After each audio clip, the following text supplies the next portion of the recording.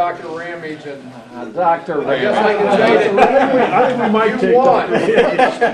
No Dr. offense, Ramage is here. I don't think he needs a lengthy introduction, but he's going to talk about a fellow by the name of George McClellan.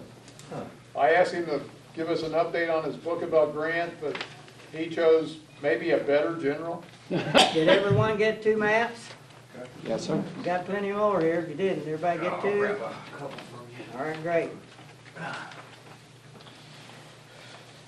Thank you. Has anybody been to Rich Mountain? You have? Great. Well, share with us, when we get towards the questions and answers, share with us about your experience there, what it was like, because I've not been there. So that's great. Well, thank you for coming out tonight. Good to see everybody. Good to be here, and honored to be here with you. Thank you, Will, for the invitation. Thank you, Larry, for Larry Hannigan, for persevering as our great Roundtable commanding officer. So we salute you tonight, and thank you for what you've done in keeping our organization alive. This is spring break at Northern, and my friends reminded me that on Friday, that as we entered this week, that it's my last spring break. I will retire at the end of this semester. I will have taught 47 and a half years, including 2 years in high school in St. Louis and 43 and a half years here at NKU. Wow. So on campus, they say the university will never be the same, but they don't say whether it's going to be better or worse. But I look forward to writing full-time on the Grant book. And my colleagues in the department say I'm not retiring, just going on extended sabbatical. So I'll continue busy writing and speaking when I get invited and being interviewed when I get invited. All is well with our museum in Fort Wright. You're invited to our annual silent auction and dinner on April 23rd at 6 p.m. at Twin Oaks Country Club in Latonia. So be glad to have you, be glad to see you there. So look forward to that evening. John F. Morgan, like Elvis, never died. He was sighted all over the place. Every few years, a new sighting surfaces. Last week, one of my former students sent me a new clipping from the New York Sun in 1880, 16 years after Morgan died, and it reads, La Mesilla, New Mexico, October 27, 1880.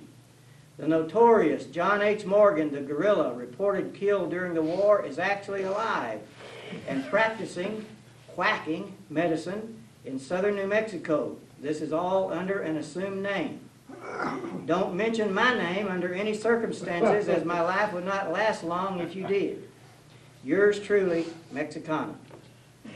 The editor noted that in truth, Morgan was killed in East Tennessee, and, quote, his bones now rest in the family lot in the beautiful cemetery at Lexington, Kentucky. George McCellan was 5 feet 8, but on horseback he looked taller, and in his general's uniform looked heroic. When he reviewed the army, he ordered his staff to trail well behind, and alone he and his beautiful horse would gallop down the line past row after row of men in ranks on the ground. The men shouted huzzah, and he answered by waving his hat above his head. He was muscular and moved with graceful military bearing. He looked every inch a general. He was magnetic. Like Ronald Reagan, he could light up a room. I saw Ronald Reagan speak at the airport when he was first campaigning, and believe me, he had unusual presence. McClellan was very intelligent. He enrolled in the University of Pennsylvania at 13, and at 15 obtained special permission to enter West Point. He graduated at 19, and in 1846, in the class of 1846, he was second in his class. Who was 17th in the class of 1846? Thomas Jonathan Jackson. Right, Stonewall Jackson was 17th. Who was 59th and last in the class of 1846? George Pickett. Confederate George Pickett, Pickett's charge. Before the Civil War, McClellan was always successful And the reporter wrote, "There is an indefinable air of success about him and something of the man of destiny." And Grant said he could not understand why so many people were attracted to McClellan and how they were as he watched him at West Point. They were there together for 1 year. An engineer on Winfield Scott's staff in Mexico, McClellan constructed excellent roads and bridges, and in the Battle of Chapultepec courageously led an engineer company in capturing houses along the causeway into Mexico City. He taught at West Point 3 years and went on a board of officers to observe the Crimean War. In his report, he recommended a new saddle for the Army, and the McClellan saddle, which was more comfortable, was adopted and used as long as the Army used horses. In 1857, he resigned from the Army to work as chief engineer for the Illinois Central Railroad. American railroads were the first big businesses in the world, and McClellan thrived on the challenge of developing the Illinois Central. In January 1858, he attempted to double the reach of the railroad by contracting with a group of steamboat owners to carry passengers, mail, and freight on a regular schedule from the railroad's southern terminus at the time at Cairo, Illinois, on south to Memphis, Vicksburg, and New Orleans. He signed the contract without consulting the board.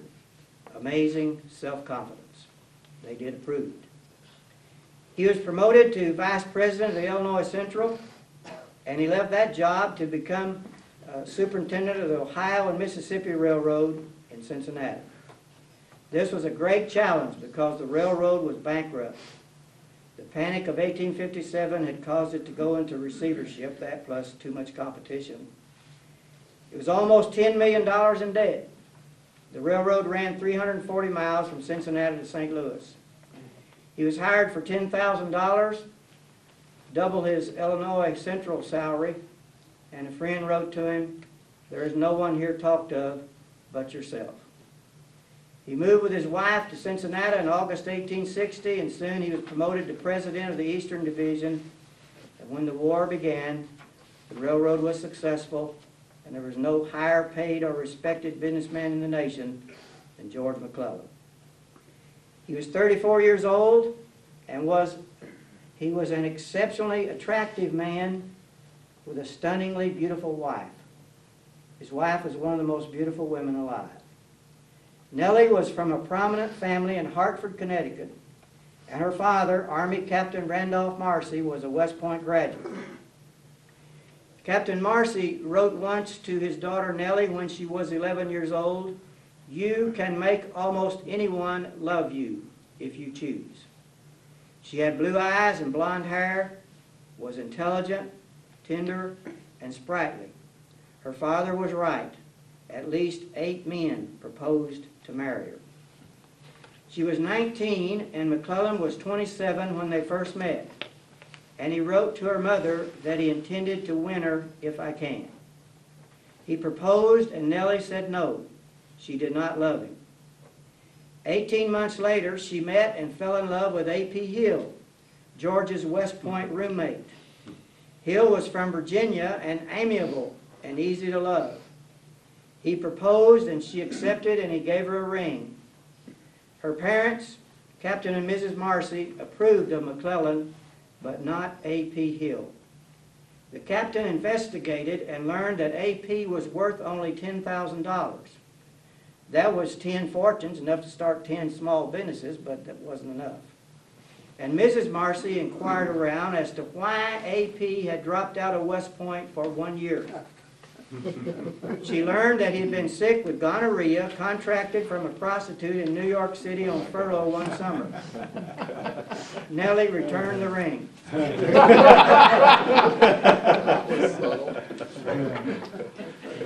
That was not known until Bud Robertson's book about 20 years ago.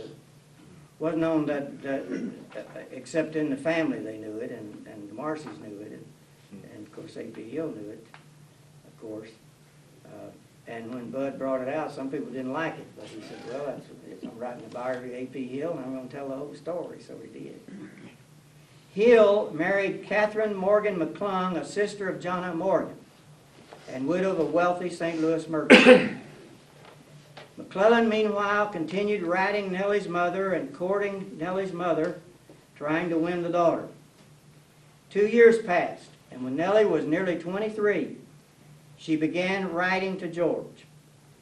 Then, when Nellie and her parents went on the train from Chicago to St. Paul, McClellan worked with the mother to arrange passage in his luxurious private railroad car. During the journey, he proposed, and Nellie accepted.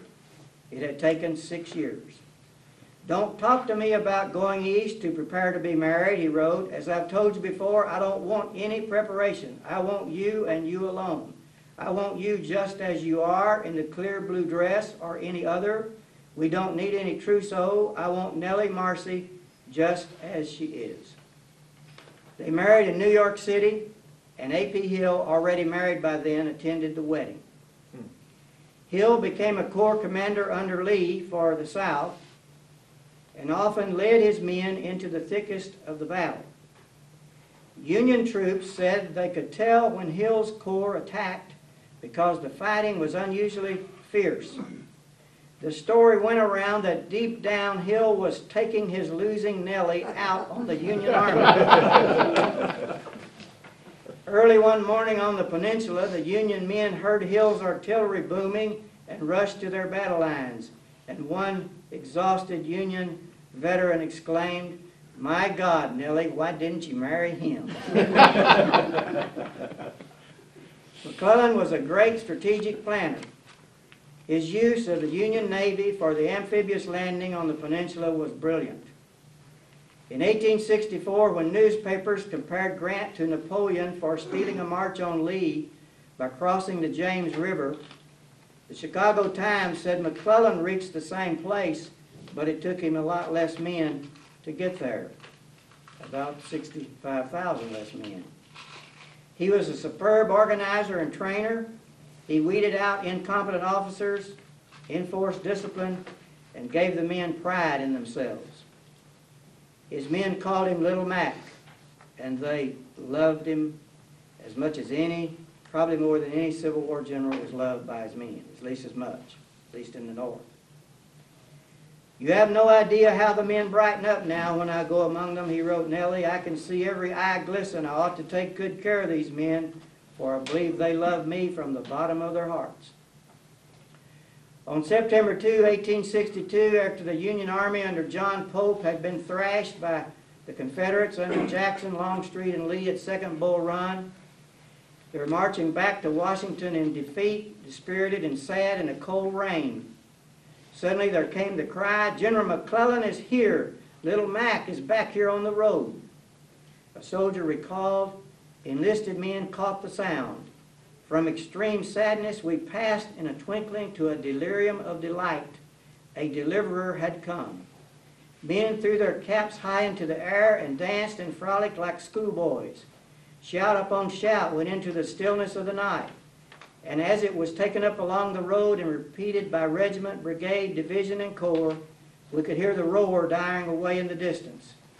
The effect of this man's presence upon the Army of the Potomac was electrical and too wonderful to make it worthwhile attempting to give a reason for it." In the end, after he was slow in pursuit of Lee after Antietam, Lincoln removed him permanently.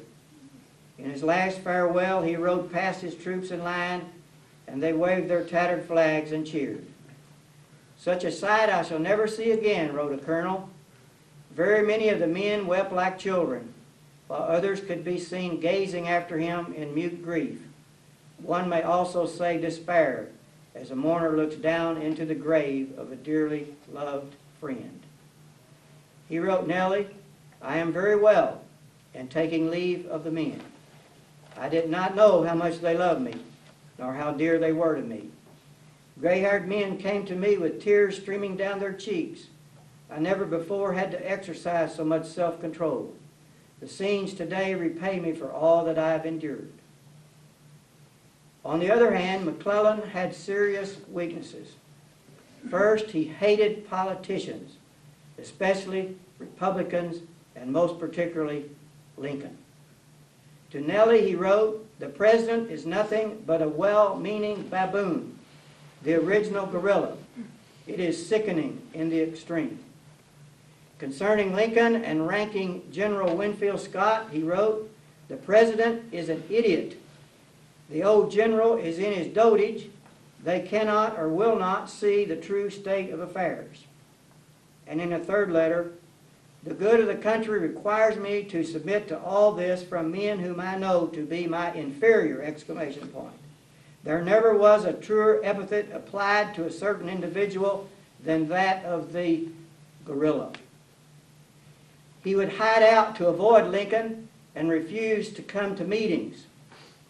Once Lincoln said, "Never mind, I will hold McClellan's horse if he will only bring us success." 2 weeks after Lincoln appointed him commander one evening, Lincoln, Secretary of State William H. Seward, and John Hay, Lincoln's secretary, went to McClellan's house to see him. A servant told them McClellan was out at a wedding, but would soon return. They waited 1 hour, and finally the general came in the front door. He walked down the hall past the room where the commander-in-chief was waiting and passed without saying a word. They waited in that room for 30 minutes, and Hay finally got up and asked the servant when the general was coming back.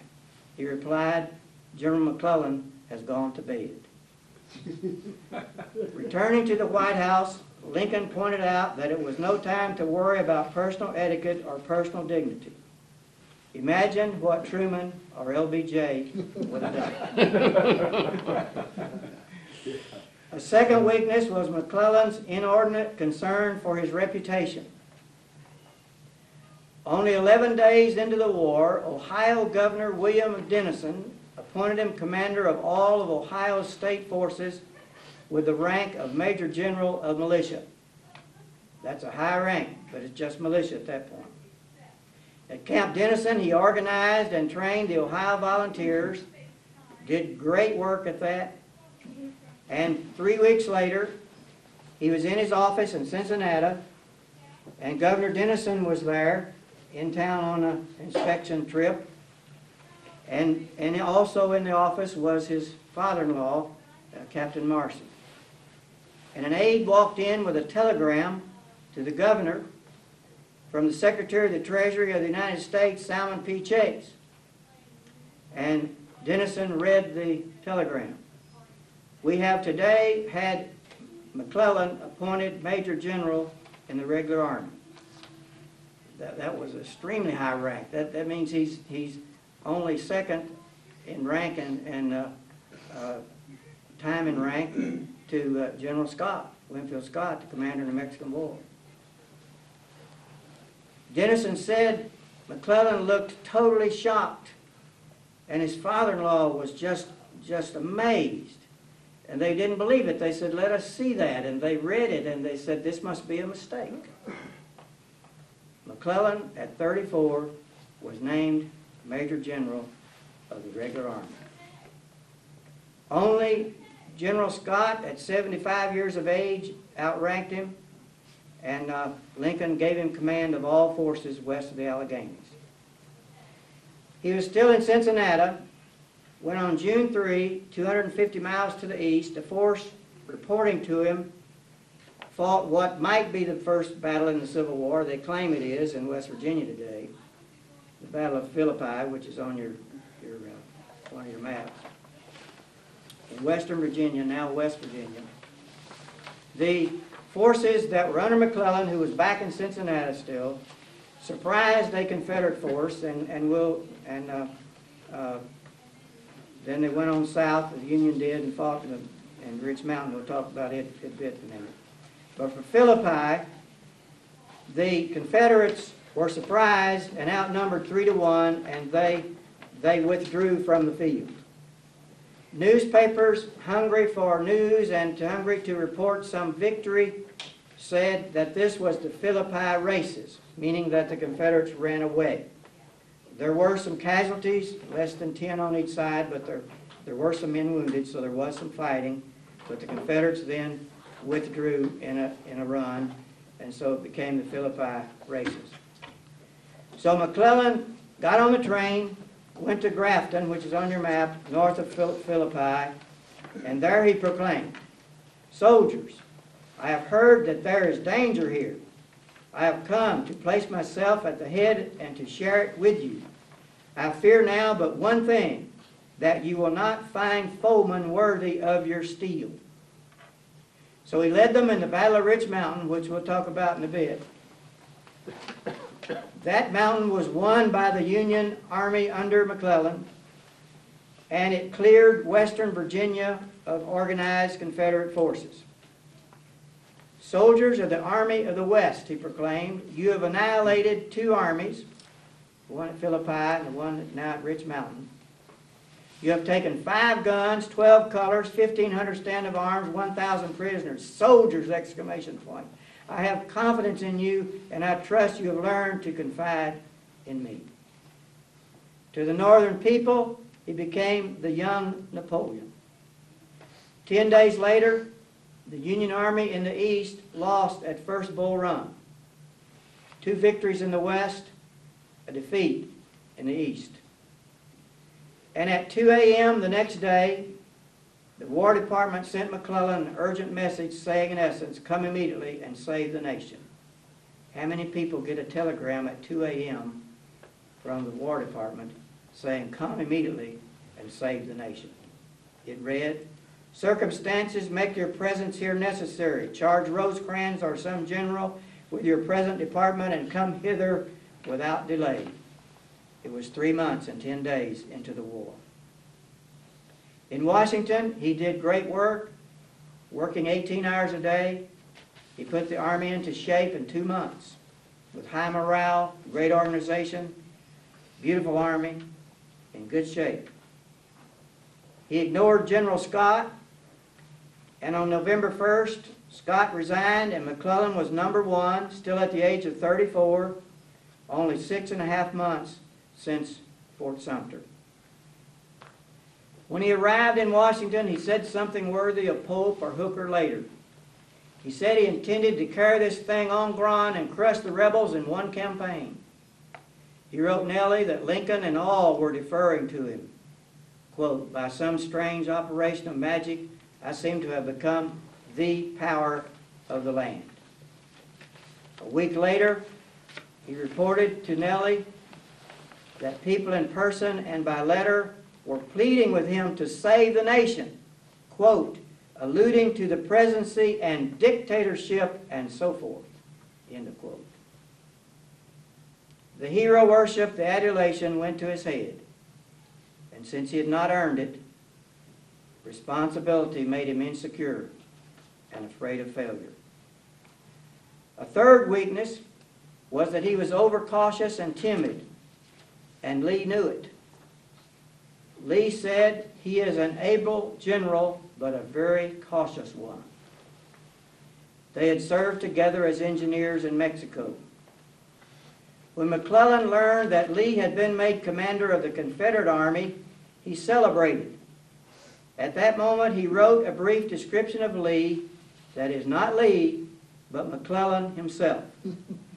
McClellan said Lee was, quote, "too cautious and weak under grave responsibility, likely to be timid and irresolute in action."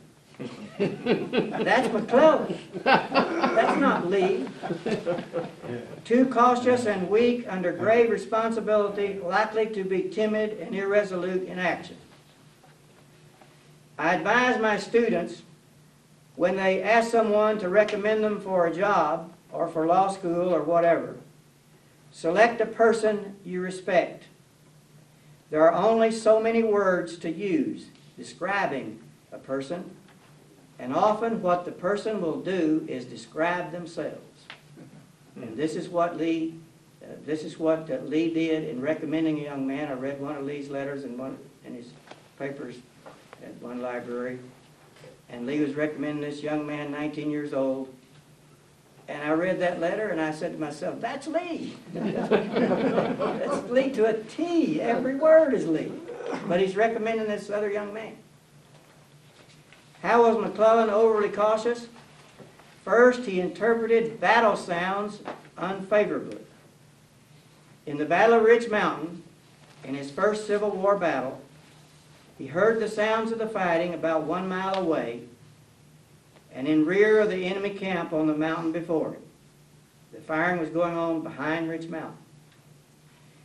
He assumed that the detachment of his men that he had ordered around the enemy left flank under General William Rosecrans were losing, and McClellan did not attack himself. The next morning he learned that Rosecrans had won without McClellan's participation. So let's look at it in a little bit more depth. In the area, McClellan had the enemy numbered almost 2 to 1. McClellan had 12,000 men. His Confederate opponent in the area, General Robert Garnett, had 5,300. Garnett was from Virginia, a West Point graduate and veteran of the Mexican War. Before he left Richmond, he wrote, "They have sent me to my death." And that's the way they viewed Western Virginia in the war, as the graveyard of generals. And a lot of generals went there and never went anywhere else, and their careers ended there. And as did Garnett's, as we'll see here in a minute. "They have sent me to my death." In the same class of 1841 at West Point was his cousin, General Richard Garnett, killed in Pickett's charge. And Richard's sword was found in a Baltimore pawn shop. But Robert knew the Yankees were coming and positioned his main force of 4,000 men under himself at Laurel Hill north of Rich Mountain, covering a road.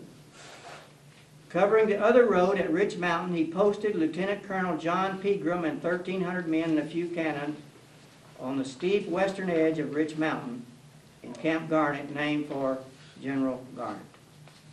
McClellan sent 4,000 men to cover Laurel Hill, and those two forces did not fight. They were out of range of the Battle of Rich Mountain and not involved, so they canceled out each other.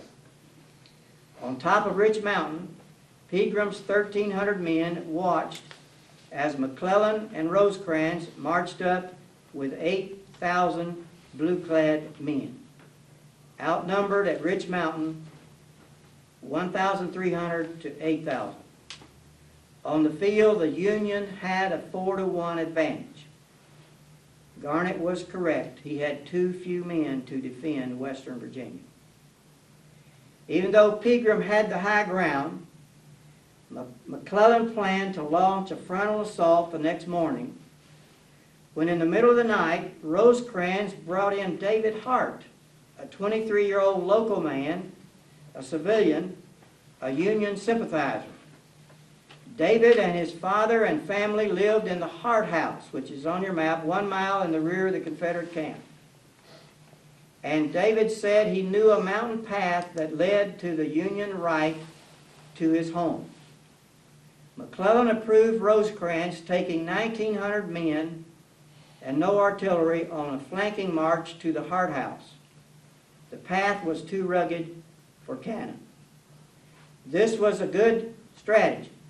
McClellan was always good at planning military movements, and this was a good strategy to send Rosecrans and 1,900 around to the rear before the attack started.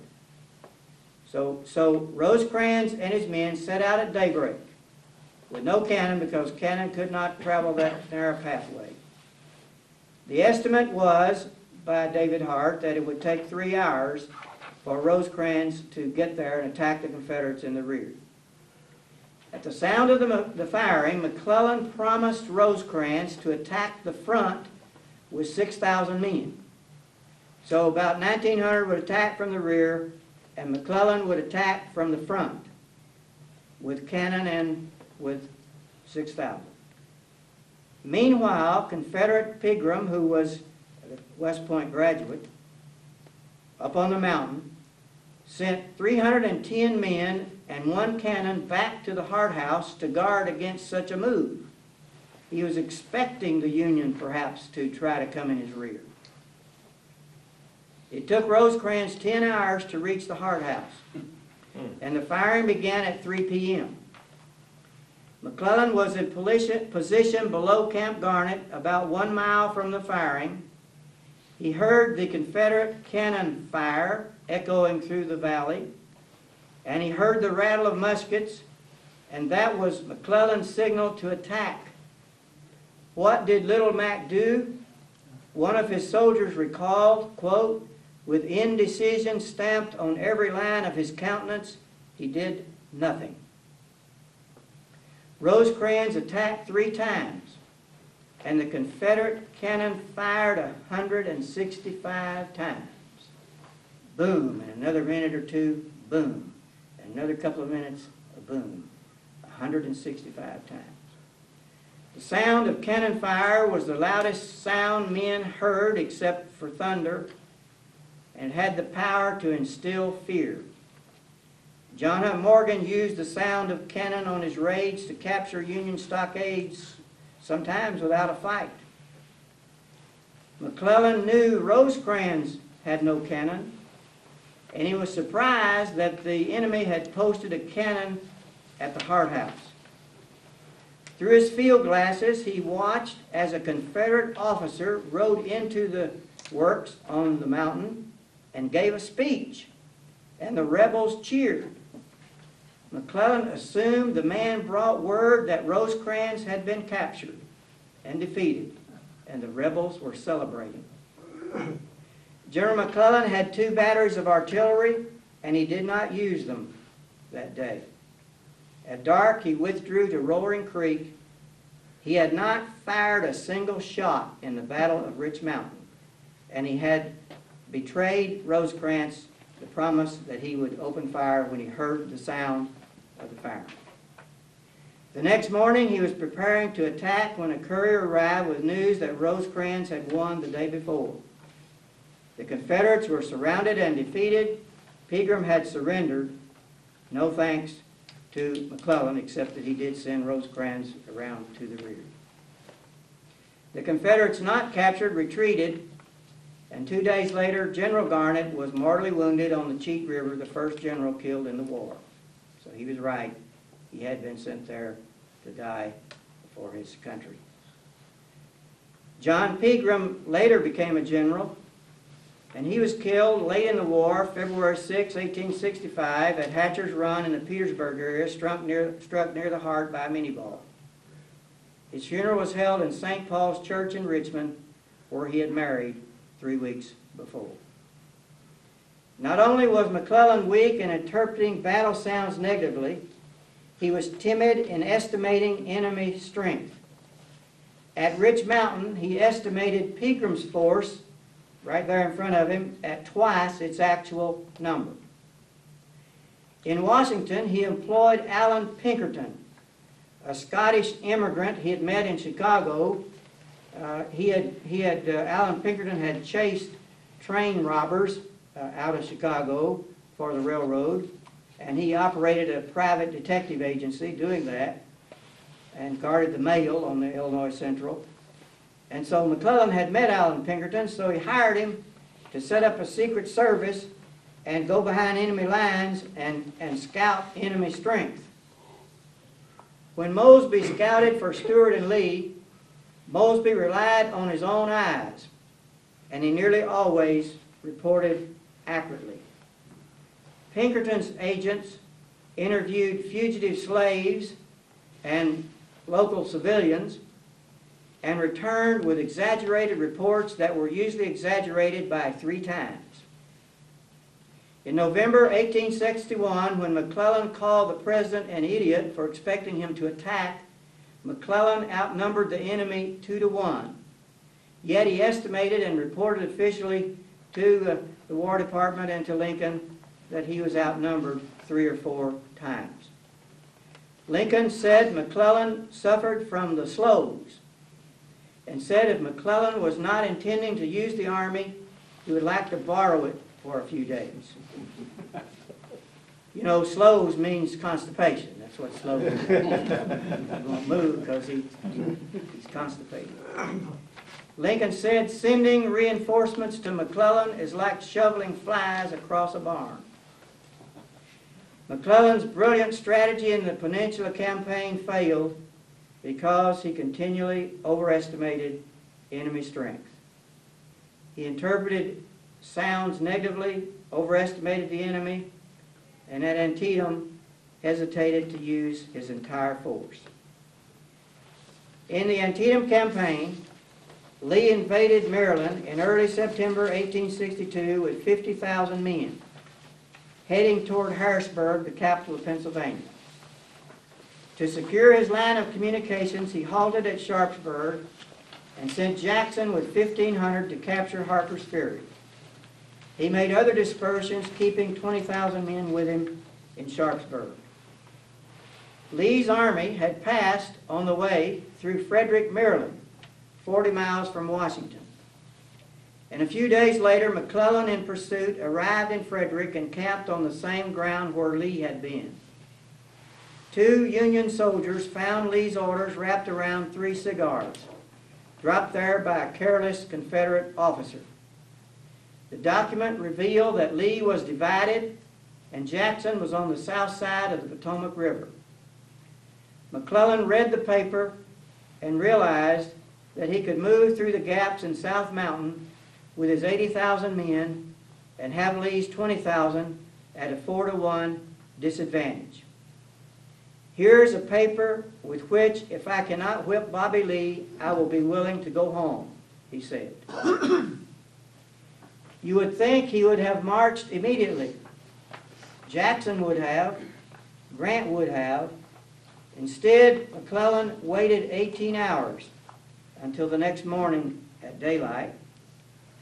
His plan to move on the attack against Lee's divided army was very sound. But a second mistake was he did not keep Lee's orders a secret. He made such a commotion that a local civilian heard the news and rode fast to tell Lee. And Lee plugged the gaps in South Mountain and delayed McClellan all day on September 14th. An hour's delay was significant in this situation, and a day's delay was very significant. Lee received word that Jackson expected to take Harper's Ferry on September 15th and decided to stand at Sharpsburg and have Jackson join him there. Charles Rowland, in his book An American Iliad, Dr. Rowland was a guest lecturer at West Point and turned his lectures there into his book, a textbook on the Civil War, An American Iliad. Dr. Rowland at UK wrote, "This was the greatest risk of Lee's career." On September 16 at Sharpsburg, Lee had 25,000 to 30,000, and McClellan had 75,000. John C. Wall, in the class of 1846, a really good book, wrote, "When McClellan had Lee at bay before Sharpsburg, with much of his army still at Harper's Ferry, instead of attacking at once, he waited for the mass of his own army to arrive. Then he spent all the next day, September 16, reconnoitering, giving Lee precious time to regroup." Porter Alexander was a Confederate artillery officer, Longstreet's chief of artillery, and he wrote 2 books, one for his family and one for the public, and both of them have been published, and both of them are really excellent books. And Porter Alexander wrote, "Common sense was just shouting, 'Your adversary is backed across a river with no bridge and only one ford, and that the worst of the whole river. If you whip him now, you destroy him utterly, root and branch and bag and baggage. Not twice in a lifetime does such a chance come to any general. Lee, for once, has made a mistake and given you a chance to ruin him if you can break his lines, and such a game is worth the risk. Every man must fight and keep on fighting for all he is worth." Every man, said Alexander. Remember that. Every man. McClellan's delay just barely gave Jackson time to bring his corps from Harper's Ferry. The last division, A.P. Hill's, arrived at 4:30 p.m. in the nick of time to hold the line against Burnside in the vicinity of Burnside's bridge over Antietam Creek toward the end of that bloody day. On his deathbed, Lee said, "Tell Hill he must come up." Lee was thinking about this moment when he died. As usual, when McClellan attacked on September 17, 1862, it was with a very sound tactical plan. He meant to concentrate his strength on the right and let Burnside hold the left at the bridge as a diversion. And the right would get in Lee's rear and roll him up and win the war and win the battle, or at least win the battle in the Napoleonic attack. But the attack itself was not well executed. On the right, the three corps attacked in three separate stages and not simultaneously. On the left, Burnside wasted all morning fighting for that bridge. It has his name on it today. The stone wall's still there and the hill overlooking the bridge. The bridge is still there. In hindsight, it seems stupid that all Burnside had to do was wade through the nearby fords and flank the bridge and the hill. Jackson would have reconnoitered. If what Burnside needed was somebody like Mosby or Morgan, or a local guide familiar with the area to point out where the fords were. He didn't need the bridge. But finally, Burnside did get across the bridge and did take the bridge by storm, 1 p.m.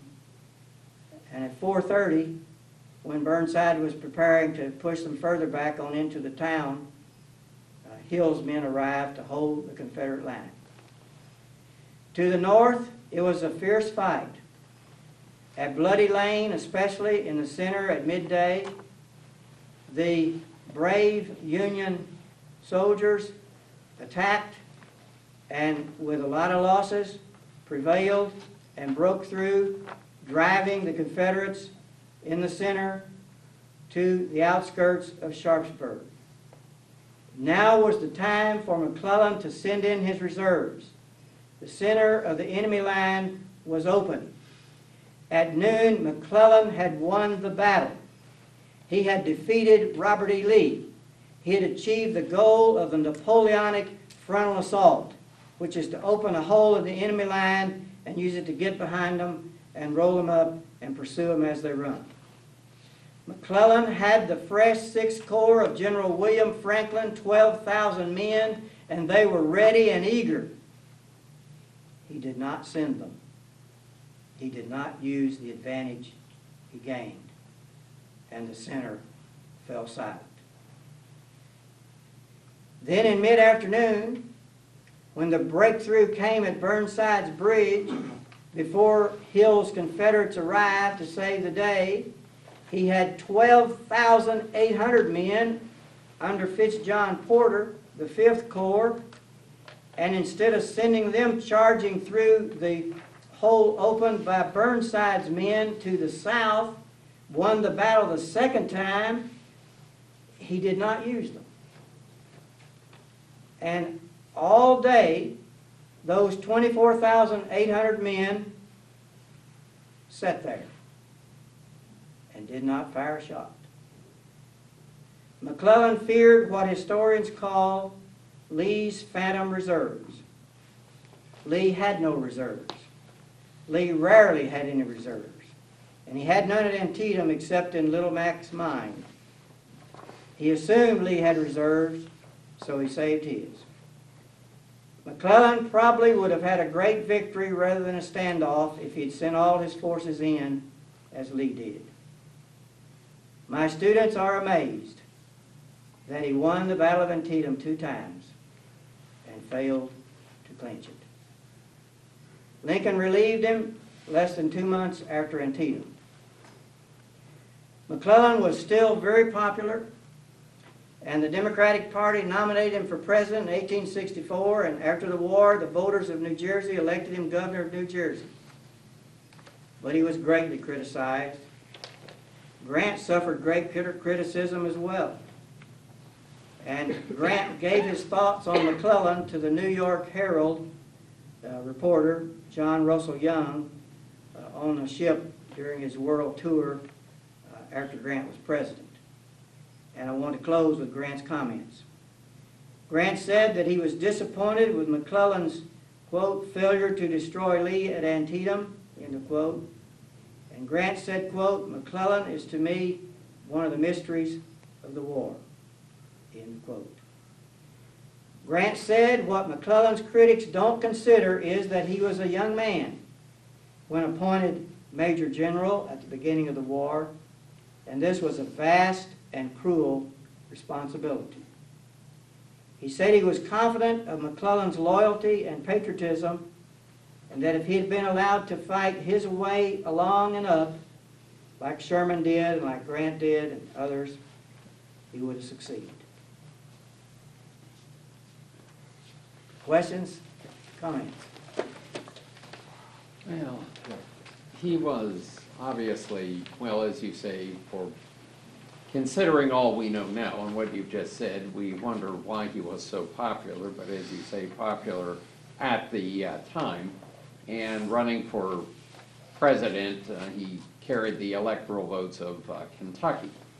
And, you know, I redid the 1864 election last year with the assistance of another good reenactor, Right. vice president. Yes, And New Jersey and Delaware. yes, and it's one wonders why he was in modern day term, why he was so popular. You see it all over in the newspapers. When Grant took a long time capturing Vicksburg, they kept saying, we need McClellan. The newspaper editor said, we need McClellan. What I admire about him as candidate for president is the Democratic platform said that the Union Army had failed to win the war and that it was time to make peace. And that meant that slavery would continue and just make peace without any real negotiations. And so they nominated McClellan, and he wrote his acceptance letter, about 5-6 drafts, and finally wrote the final draft and submitted it. And it said, I'd completely disavow the idea that the Union Army failed. I would not be able to look my comrades in the Navy and the Army in the eye. And so he disavowed that. So McClellan wasn't really, as a candidate for president, saying we're going to totally give up and let the slavery continue. That's what the Democratic Party platform said, but that's not what he said. So I admire that, and that's part of what Grant's talking about when he calls him loyal. They had a contest. There was a contest among the people as to whether Grant was more popular than McClellan. And so the New York Sanitary Fair in the spring of 1864, when Grant was marching down through Virginia against Lee at that time, fighting against him, the New York Sanitary Fair held a contest, a great sword contest that won national attention. They had this beautiful jeweled sword made, and they said, we're going to have a contest at the fair as to whether McClellan or Grant is the most important. And $1 is one vote. $1 to go to the sanitary fair, which provides aid to wounded soldiers. And Julia was there at the fair, Julia Grant. And the reporters watched, as Grant's wife, as she approached the table with her dollar. And how is she going to vote? She's going to vote for McClellan. And so she voted for McClellan. And so the reporters said it reminded them of days of knighthood. And so who won the sword? Grant won it 2-1. Grant got 30,000 votes and McClellan got 14,000. So by the spring of... I did the best I could. That's great. Well, we want to thank Dr. Ramage for coming out here tonight and thank everybody for showing up. And I think whenever we have a guest speaker, we like to always present them with something to show our appreciation. Now, I was thinking about different Civil War books, and I was thinking, probably couldn't find too much that Dr. Ramage doesn't already know about Civil War stuff. So I went to something else, and perhaps he's already went through this too, this series, I don't know. But I thought, well, at least something that you might. Alan Eckert, yeah, good. Ooh, yeah. Thank you. Appreciate it. I don't have it. Yeah. Thank you. Dr. Ramage.